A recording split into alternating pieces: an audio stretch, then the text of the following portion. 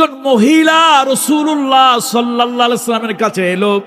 ওই মহিলার কোলের ভিতরে ছোট্ট একটা দুধের বাচ্চা। নবীজির কাছে এসে বলল, ইয়া রাসূলুল্লাহ, ইয়া হাবিবাল্লাহ, শুনেছি আপনি একটা কঠিন যুদ্ধে যাবেন। ইয়া রাসূলুল্লাহ, হে আমার এই কোলের বাচ্চাটা আপনি গ্রহণ করুন। আল্লাহ রসুল বললেন, ও মহিলা, আমি তো কোনো আনন্দ ফুর্তিতে যাচ্ছি না, আমি তো কোনো বিনোদনে যাচ্ছি না, তাহলে তোমার এই বাচ্চাটা দিয়ে আমি কি করব? মহিলা বলি, ইয়া রাসূলুল্লাহ, আমি নিয়াত করেছিলাম আল্লাহ রসুল যদি পরবর্তী কোনো জেহাদে যায়, রাসূলুল্লাহর জেহাদের বাহিনীর জন্য আমি একটা ঢাল কিনে দেব, আমি একটা তরবারি কিনে দেব, নিয়াত করেছিলাম।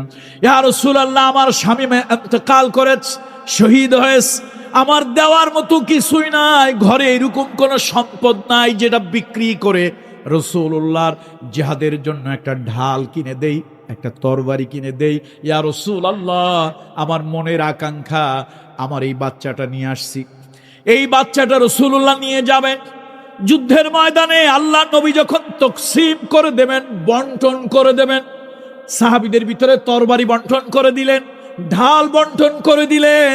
কোন পর্যায়ে যদি এমনটি হয়ে যায় কাউকে দেওয়ার মতো একটা ঢাল পাওয়া যাচ্ছে না, আত্মরক্ষার জন্য একটা ঢাল পাওয়া যাচ্ছে না, রাসূলুল্লাহর সামনে আত্মরক্ষার জন্য আমার এই দুধের বাচ্চাটা যদি তুলে ধরা হয়, আর শত্রুপক্ষ আল্লাহর হাবিবের শত্রুরা যদি তীর মারে, রাসূলুল্লাহকে হেফাজতের জন্য যদি কোনো ঢাল পাওয়া না যায়, আমার এই দুধের বাচ্চাটা ওই তীরের সামনে ধরলে আমার বাচ্চা তীর চালাতে পারবে না, তবে নিজের শরীরের ভিতরে তীরের আঘাত খেতে পারবে।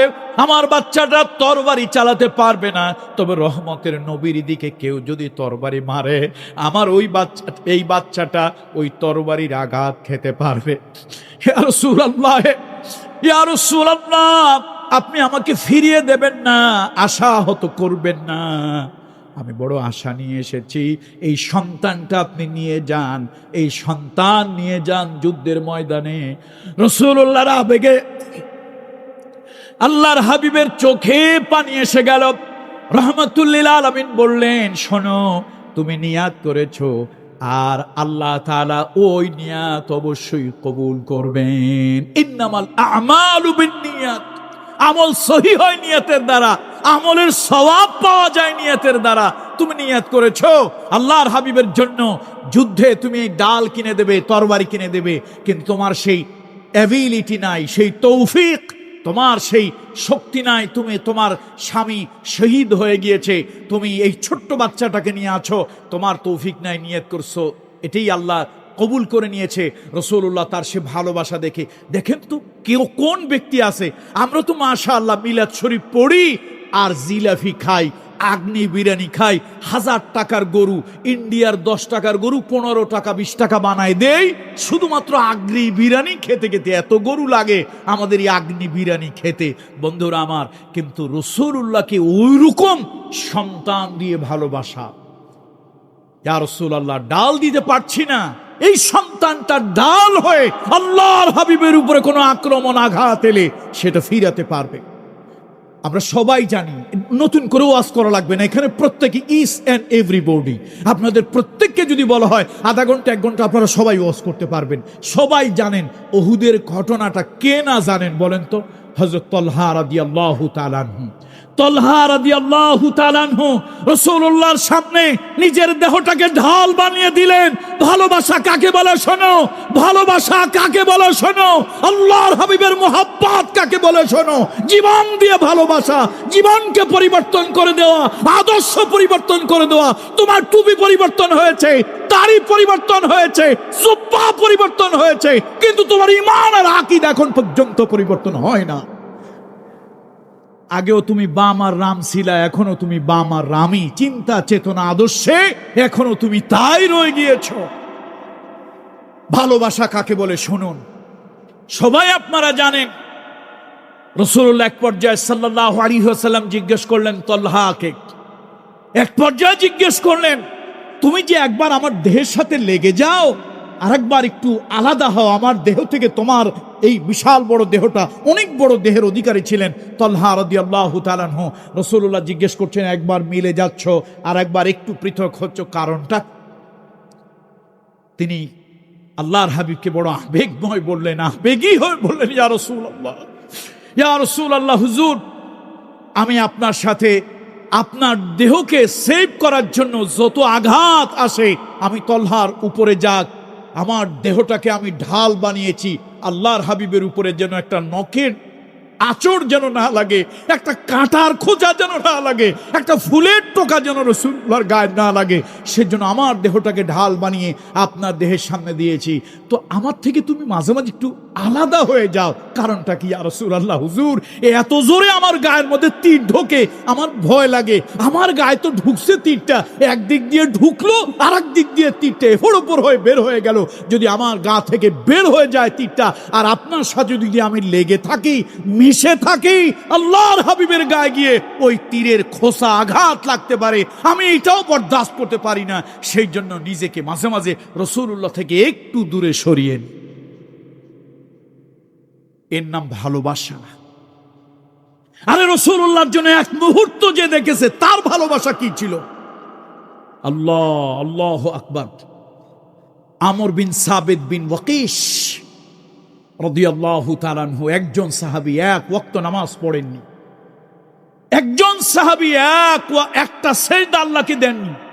মিডিয়ার বন্ধুরা আবার এটা উল্টাপাল্টা করে না, আজকাল যত পেঁয়াজ গেঞ্জাম লাগায় এই মিডিয়া বন্ধুরা ভালো, কিন্তু আবার কারোই 2 টাকা 5 টাকার ডলার পাওয়ার জন্য উল্টা পাল্টা, এর লেস ওর মাথা, এক জায়গা মিলাই দিয়ে এমন প্রাণী, ওই যে গাধার ঘোড়ার ক্রস যেই সন্তান হয়, এটার নাম খচ্চর। ওটার নাম কি? আমার মিডিয়ার কিছু বন্ধুরা, সব বন্ধুরা নয়, মিডিয়ার ভালো ভূমিকা আছে, মিডিয়ার ভালো ভূমিকা আছে বলেই সমাজের অসঙ্গতি তুলে ধরে। কিন্তু কিছু বন্ধুরা আছেন উদ্দেশ্য প্রণোদিত, ওই গাদার ঘোড়ার ক্রসে যেরকম খচ্চর হয় আমার দেশের, এই 2-5টা ডলার ইনকামের জন্য কিছু বন্ধুরা আছে এই কথার লেজ আর ওই কথার মাথা দুইটা এক জায়গা মিলাইয়া তারপরে খচ্চর টাইপের একটা কিছু বানায় দেয়। বলবে কালকে বিরাট বড় হেডিং, আনসারী সাহেব বলছে সাহাবীরা তো নামাজই পড়ে নাই। বলছি একজন সাহাবীর নাম, যিনি এক ওয়াক্ত সালাত আদায় করেননি, একটা সিজদা দেওয়ার তার কোনো সুযোগ হয়নি। আবু হুরায়রা রাদিয়াল্লাহু তাআলা আনহু থেকে হাদিস কানা বর্ণিত, সেই সাহাবীর নাম ছিল আমর বিন সাবিত বিন ওয়াকিশ, যার একটা নিকনেম, ছোট্ট নাম ছিল উসাইরি। কি নাম ছিল? উসাইরি। আল্লাহু আকবার। উহুদের ময়দানের পাশে তিনি দাঁড়িয়েছিলেন। আমার ভাই, হৃদয়ের ভাই আহলি হাসান উসামা যে উহুদের ব্যাপারে বলেছিলেন, রাসূলুল্লাহ বলেছে, আল ওয়াহুদু ইউহিব্বুনা ওয়া নাহনু নুহিব্বু। উহুদ আমাদেরকে ভালোবাসে, আমরা উহুদকে ভালোবাসি। সে ভালোবাসার পাহাড়। কত সাহাবী দেখেছি উহুদ পাহাড়ের কাছে গিয়ে কান্দে, এটা হলো আবেগ, মোহাব্বত, কাঁদে। হাজী সাহেব পাহাড়ের দিকে তাকায় তাকায় কাঁদতেছেন কেন? কয় যে আমার রাসূলুল্লাহকে নাকি এই পাহাড় ভালোবেসেছে। আমি তো একজন সাধারণ মানুষ, জেনারেল মানুষ, আমি তো একজন উম্মি মানুষ, আমি তো আর অত হাদিস টাদিস পড়ি নাই, কিন্তু শুনেছি আমার হাবিবে কিবরিয়া মুহাম্মদ রাসূলুল্লাহ সাল্লাল্লাহু আলাইহি ওয়াসাল্লামকে এই পাহাড়ও নাকি ভালোবেসেছে। সেই ভালোবাসার উহুদ পাহাড়ের দিকে তাকাইয়া আবেগে আমিও চোখের পানি ধরে রাখতে পারছি না। সে উহুদে এক কোণে দাঁড়িয়ে যুদ্ধের তামাশা দেখতেছিলেন আমর বিন সাবিত বিন ওয়াকিশ, যুদ্ধের তামাশা দেখছিলেন। হঠাৎ তার মনে হলো, মুহাম্মদুর রাসূলুল্লাহ তো সাধারণ কোন নেতা নন। যদি মুহাম্মদুর রাসূলুল্লাহ সাধারণ কোন নেতা হতেন, তাহলে তার অনুসারীরা তার জন্য কাজ করত। একটা কথা আছে, সাসা আপনা জান বাসা। দেখবেন অনেক নেতা আছে বিপদের সময় নিজে ভেঙে যায়, কর্মীদেরকে বিপদে রেখে যায়। আছে না এরকম? আছে না? মুহাম্মদ রাসূলুল্লাহ সাল্লাল্লাহু আলাইহি ওয়াসাল্লাম সাহাবীদেরকে রেখে যায় না, সাহাবীরা রাসূলকে রেখে যায় না। আমর বিন সাবিত বিন ওয়াকিশের হৃদয়ের মধ্যে সোয়া লাগতেছে। তিনি গেছেন তামসা দেখতে। তামসা বোঝেন তো? অর্থাৎ 3000 সেনাবাহিনী আবু সুফিয়ানের 3000 সেনাবাহিনী, যার হেল্পিং হ্যান্ড, তার সব থেকে বড় সাহায্যকারী শক্তি হলো রাব্বিল আলামিন। والصلاة والسلام على رسوله الأمين وعلى آله وأصحابه أجمعين. وقال الله عز وجل كما جاء في القرآن الكريم: أعوذ بالله من الشيطان الرجيم.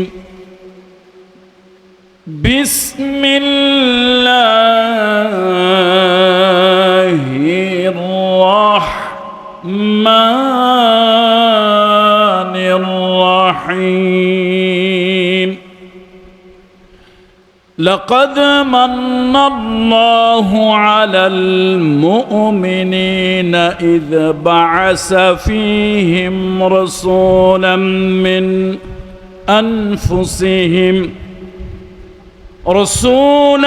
من أنفسهم يتلو عليهم آياته ويزكيهم ويعلمهم الكتاب والحكمة وإن كانوا من قبل لفي ضلال مبين. آمنت بالله إن الله وملائكته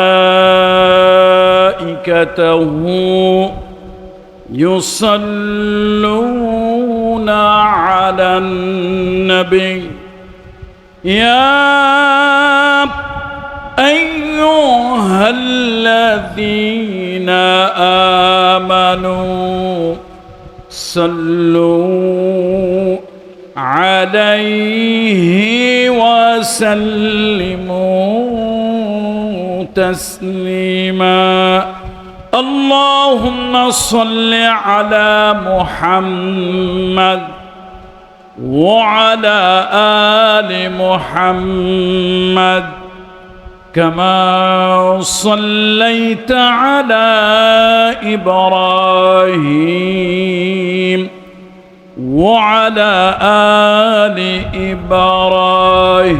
إبراهيم إنك حميد مجيد. الحمد لله ثم الحمد لله وأما بعد. ঐতিহ্যবাহী সংগঠন বাংলাদেশ আহলুস সুন্নাত ওয়াল জামাআত চট্টগ্রামের উদ্যোগে আয়োজিত আজিম ও শান মিলাদুন নবী সাল্লাল্লাহু আলাইহি ওয়াসাল্লাম মাহফিল, এই মাহফিলের সম্মানিত সাহেবে সদর, হাজার হাজার আলেমদের উস্তাদ, উস্তাজুল আসাতিজা শেখুল হাদিস হযরত মাওলানা প্রফেসর ডক্টর সৈয়দ মোহাম্মদ আবু নোমান সাহেব হাফিজাহুল্লাহ, সভাপতি বাংলাদেশ আহলে সুন্নাত ওয়াল জামাআত এবং সাবেক অধ্যক্ষ মহোদয় বাইতুশ শরফ আদর্শ কামিল মাদ্রাসা, আল্লাহ তাআলা সভাপতি মহোদয়কে আরও বেশি সম্মানিত করুন, দীর্ঘ সুস্থ নেক হায়াত আল্লাহ তাআলা দান করুন। আজকের মাহফিলের প্রধান মেহমান, আজকের মাহফিলে আমাদের মধ্যে দ্বিপ্রহরের সূর্যের ন্যায় যিনি আলোকিত করেছেন বা করবেন আওলাদে রসুল সাল্লাল্লাহু আলাইহি ওয়াসাল্লাম আল্লামা সৈয়দ আনোয়ার হোসাইন তাহের জাবেরি আল মাদানী হাফিজাহুল্লাহ, আল্লাহ তাআলা তাকে দীর্ঘ সুস্থ নেক হায়াত দান করুন। আজকের মাহফিলের অন্যান্য রৌনক বক্স সম্মানিত মেহমান বৃন্দ, বিশেষ মেহমান বৃন্দ, সম্মানিত অতিথিবৃন্দ, আমার সামনে আজকের মাহফিলের সবথেকে বড় আকর্ষণ আপনারা শ্রোতা মণ্ডলী, দিনদার, ইমানদার, পরহেজগার মুসল্লিরা, আল্লাহর হাবিব, বিশ্বনবী, মানবতার মহান শিক্ষক, নবিয়ুনা সৈয়দুনা কুদওয়াতুনা মুহাম্মদ রাসূলুল্লাহর ভালোবাসায় উদ্বুদ্ধ হয়ে আশিকে রাসূল সাল্লাল্লাহু আলাইহি ওয়াসাল্লাম, আজকের শ্রোতা মণ্ডলী, আমি আপনাদের সকলের প্রতি, আজকে আমার সামনে যে অডিয়েন্স, তাদের প্রতি আমার হৃদয়ের সবটুকুনো ভালোবাসা উজাড় করে দিচ্ছে। আল্লাহ তাআলা আপনাদের সকলকে ভালো রাখুন, সুস্থ রাখুন। ফিতনা ফাসাদের এই যুগে আল্লাহ তাআলা ঈমান আমলকে হেফাজত করার এবং পরকালীন জীবনের সামান তৈরি করার তৌফিক আল্লাহ তাআলা আপনাদেরকে এনায়েত করুন।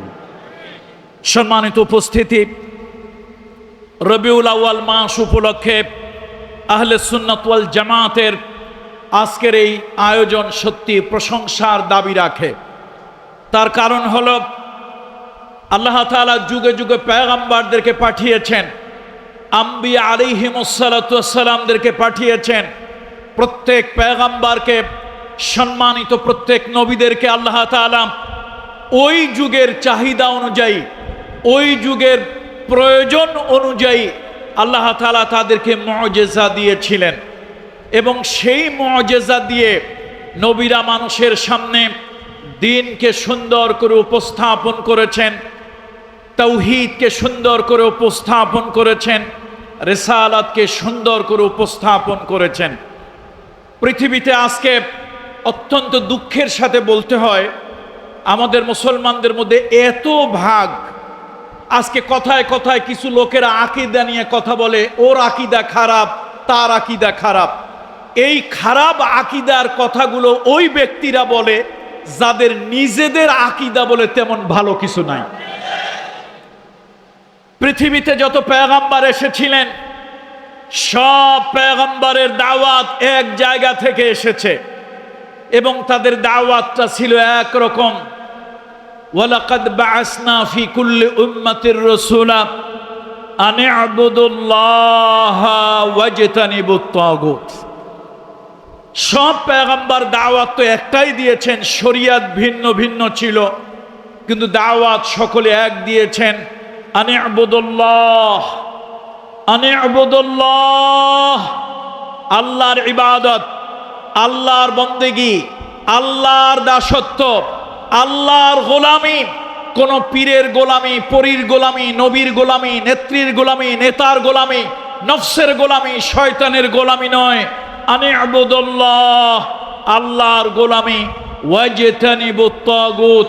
আর যেই শক্তি আল্লাহ দেওয়া বিধান মানতে চায় না, আল্লাহর দেওয়া বিধান জমিনে প্রতিষ্ঠা করতে চায় না, আল্লাহর আইনের কথা শুনলে যাদের গাও জ্বলে, আল্লাহর আইনের কথা শুনলে যাদের অ্যালার্জি সৃষ্টি হয়, এই জাতীয় তাগুতদেরকে বর্জন করো, এই জাতীয় তাগুতদেরকে পরিহার করে চলো।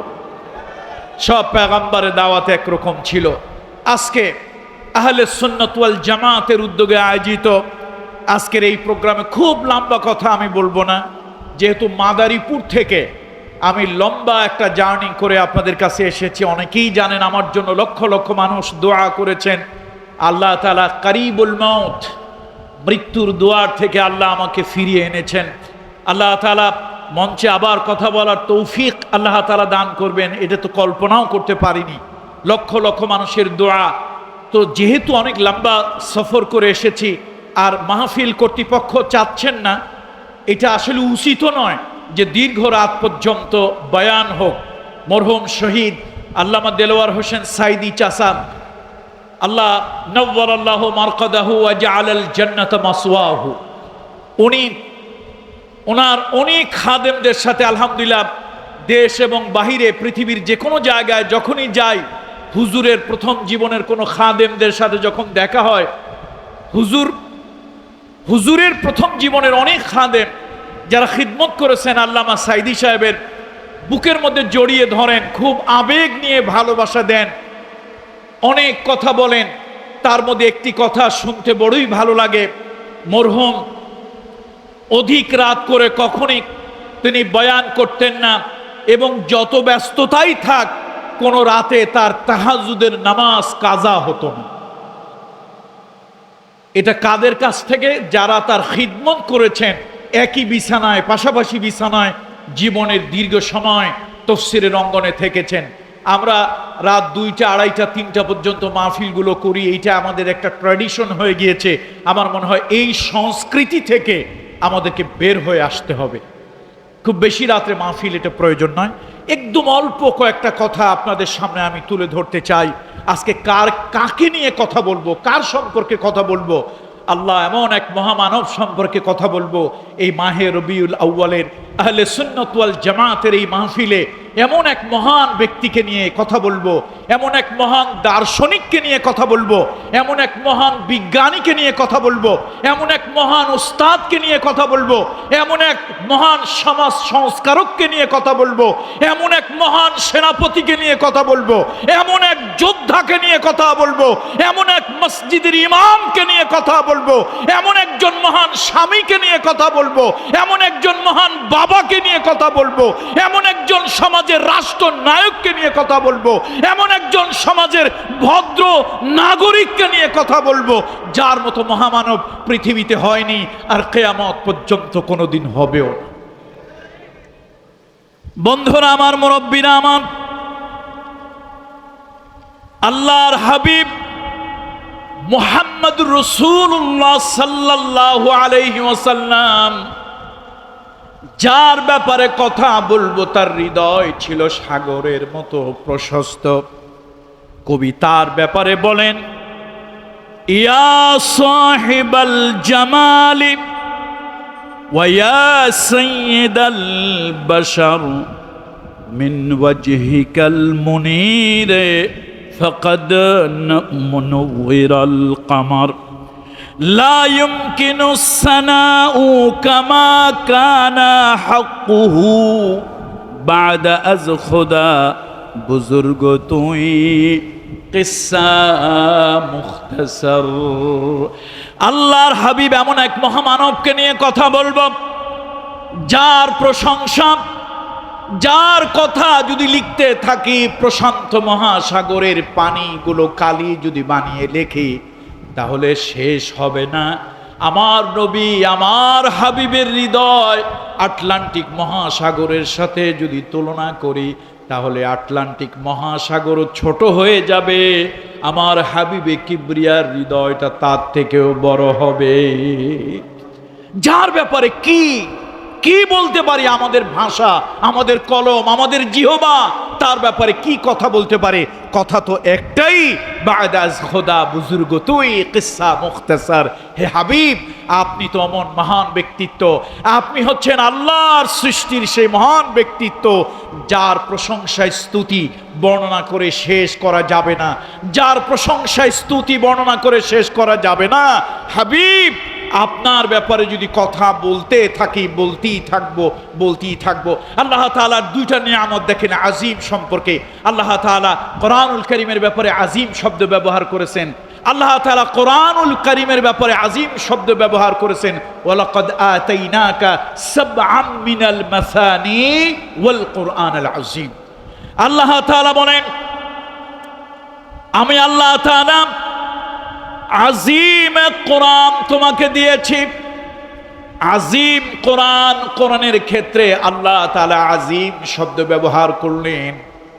আবার এমন একজন পয়গম্বর আল্লাহ তাআলা দিয়েছেন, আহলে সুন্নাত ওয়াল জামাত সংগঠন আজকে যার ছানে মাহফিলের আয়োজন করেছে, আল্লাহ তাআলা তার ব্যাপারে বললেন, ওয়া ইন্নাকা লাআলা খুলুকিন আযীম। কোরআনের ব্যাপারে আল্লাহ বললেন আযীম। আবার মুহাম্মদুর রাসূলুল্লাহ সাল্লাল্লাহু আলাইহি ওয়াসাল্লাম তার ব্যাপারেও আল্লাহ তাআলা বললেন আযীম। আল্লাহু আকবার। আমরা কোরআন পেয়েছি আযীম, পয়গম্বর পেয়েছি আযীম। পৃথিবীতে আমরা হচ্ছি এমন উম্মত, আলহামদুলিল্লাহ পড়েন, আমরা হচ্ছি এমন উম্মত যে উম্মত তার একটা বৈশিষ্ট্য হলো পূর্ববর্তী সকল পয়গাম্বরদেরকে আমরা মানি, বলেন আলহামদুলিল্লাহ। তবে রাসূলুল্লাহর পরে কোনো পয়গাম্বর আমরা মানি না। যদি আল্লাহর নবীর পরে নবুয়াত প্রকাশ্যে অথবা ঘুরাইয়া ফিরাইয়া এদিক সেদিক করিয়া কেউ যদি নিজের নবী বলে দাবি করে, সে নবী হলো মিসা আর তার কপালে পিসা। কথা ঠিক কিনা বলেন? সে নবী হলো মিসা, বোঝেন তো? আঞ্চলিক কথা আর কি, মিথ্যাবাদী নবী, আর তার কপালে লানত, তার কপালে জিল্লত, তার ললাটে অসম্মান। এই জন্য আমরা আঞ্চলিক ভাষা বলি পিসা। আপনারা কি বলেন চিটাগংয়ের মানুষ? ঝাড়ু আর কি, ঝাড়ু। এই জন্য মুহাম্মদ রাসূলুল্লাহ সাল্লাল্লাহু আলাইহি ওয়াসাল্লামের উম্মত আমরা এমন এক উম্মত, আলহামদুলিল্লাহ, এটা আমাদের বৈশিষ্ট্যই আলাদা। আমরা পূর্ববর্তী সকল পয়গম্বরদেরকে আমরা অত্যন্ত সম্মানের সাথে তাদেরকে স্মরণ করি, তাদেরকে মানি, ইজ্জত করি, আলহামদুলিল্লাহ পড়ুন। এই জন্য ডক্টর জাকির নায়েক একটা আলোচনায় বলেছিলেন, আমার এই আলোচনাটা খুব ভালো লেগেছিল। তিনি বলেছিলেন, পৃথিবীতে ইহুদিরা যদি শ্রেষ্ঠত্ব দাবি করে তো আমাদের মতো বড় ইহুদি কেউ নাই। খ্রিস্টানরা যদি শ্রেষ্ঠত্ব দাবি করে আমাদের মতো বড় খ্রিস্টান কেউ নাই। পৃথিবীতে এই জাতি ওই জাতি তারা যতই দাবি করুক, তার কারণ আমরা মুহাম্মদ রাসূলুল্লাহর উম্মত। আমরা প্রত্যেক পয়গম্বরকে তাদের হক অনুযায়ী, আল্লাহ দেওয়া মর্যাদা অনুযায়ী আমরা তাদেরকে যতটুকু বিশ্বাস করি, সম্মান করি, ইজ্জত করি, মহাব্বত করি, পৃথিবীতে অন্য কোনো উম্মত এরকমটি করে না। সুতরাং আমাদের বৈশিষ্ট্যই আলাদা। বলছিলাম, পৃথিবীতে অন্য যত পয়গম্বর এসেছেন, কেউ ছিলেন আঞ্চলিক নবী, ভৌগোলিক এলাকার নবী, কেউ ছিলেন কোনো একটা নির্দিষ্ট ভাষার নবী, কেউ ছিলেন নির্দিষ্ট একটা গণ্ডির নবী। আর মুহাম্মদ রাসূলুল্লাহ সাল্লাল্লাহু আলাইহি ওয়াসাল্লাম, আল্লাহ তাআলা তাকে বানিয়েছেন এমন পয়গম্বর যিনি নির্দিষ্ট কোনো ভাষার নবী নন, নির্দিষ্ট কোনো অঞ্চলের নবী নন। আল্লাহর হাবিব নির্দিষ্ট কোনো গোত্রের জন্য নবী নন। তিনি এমন কোনো পয়গম্বর নন যেই পয়গম্বর আরেকজন আসবে আর তার নবুয়াত, তার ওহী মানসুখ হয়ে যাবে, এরকমটি নন। আমার নবী কিয়ামত পর্যন্ত নবী। আল্লাহু আকবার, আল্লাহু আকবার। সুতরাং সেই নবী মুহাম্মদ রাসূলুল্লাহ সাল্লাল্লাহু আলাইহি ওয়াসাল্লামের অনেক কিছুই আমরা এই রবিউল আউয়াল মাস আসলে পালন করি, অনেক কিছু আমরা স্মরণ করি। কিন্তু বন্ধুরা, মুহাম্মদ রাসূলুল্লাহ সাল্লাল্লাহু আলাইহি ওয়াসাল্লাম শুধু মুহাব্বত পাওয়ার জন্যই পৃথিবীতে আসেননি, তিনি ইতাআত পাওয়ার জন্য, অনুসরণ পাওয়ার জন্য এসেছেন। আল্লাহ তাআলা মুহাম্মদ রাসূলুল্লাহ সাল্লাল্লাহু আলাইহি ওয়াসাল্লামকে শুধু ভালোবাসতে বলেননি, আল্লাহর নবীকে ইত্তেবা করার জন্য, অনুসরণ করার জন্য বলেছেন। আজকে মুসলমানেরা বিভিন্ন ভাগে বিভক্ত হয়ে গিয়েছে। আজকে মুসলমানেরা নানান ভাগে, নানান ফেরকায় বিভক্ত হয়ে গিয়েছে। কেউ তো এই ধারণা করেন রবিউল আউয়াল মাস আসলে শুধু একটা মিছিল করলে, আর শুধু একটা জশ্নে জুলুস করলে, অথবা শুধু নির্দিষ্ট একটা কাজ করলে, এই বাস এটা করলেই হয়ে যাবে, আর কিছু না। হ্যাঁ, রাসূলুল্লাহ সাল্লাল্লাহু আলাইহি ওয়াসাল্লামকে আমরা স্মরণ করব, তার আগমনে আমরা অবশ্যই আনন্দিত হব, যেমনটি হয়েছিলেন রাসূলুল্লাহর সাহাবীরা যতটুকু আনন্দিত হননি, এর বেশি অধিক আনন্দিত হওয়া আমাদের কোনো সুযোগ নাই। কি বলেন, আছে? আল্লাহ নবীকে সব থেকে কারা বেশি ভালোবাসতেন? আপনারা জানেন, এই দুনিয়ার ভিতরে মুসলমানরা রাসূলুল্লাহর জীবনে যত জিহাদ হয়েছে, একটা জিহাদ ছিল বড় কঠিন, একটা যুদ্ধ ছিল বড় কঠিন, তবুকের যুদ্ধ। তবুকের যুদ্ধটা এই জন্য কঠিন ছিল, অনেকের ঘরে খাবার নাই, প্রচন্ড রকম তাপদাহ, পশু পাখিগুলো ঝিম খেয়ে গিয়েছে, খাবারের জন্য খেজুরগুলো গাছের মধ্যে পেকে গিয়েছে। এমন সময় আল্লাহ নবী এলান করে দিলেন, মসজিদে যেরকম নামাজের আজান হয় ওইরকম আজান হলো, আল জিহাদ ফি সাবিলিল্লাহ আইয়ুহাল ইখওয়ান, আল জিহাদ ফি সাবিলিল্লাহ। ও মুসলমানেরা, জিহাদের ডাক এসেছে, জিহাদের ডাক এসেছে। কোথায় তোমরা, কে কোথায় আছো? জিহাদের ডাক এসেছে। সাহাবীরা যার যার রেডি হয়ে মসজিদে আসলেন। আল্লাহ নবী বললেন, আমি তোমাদেরকে নিয়ে একটা কঠিন যুদ্ধে যেতে চাই, তোমাদের কার কি আছে তাই নিয়ে আসো। কেউ নাকের ফুল এনে দিল, কেউ কানের দুল এনে দিল, বড় কঠিন অবস্থা। যখন যার যার খাবার, সারা বছরের খাবার খেজুরগুলো গাছের ভিতরে, প্রচন্ড তাপদাহের কারণে জনজীবন অতিষ্ঠ হয়ে গিয়েছে। এমন সময়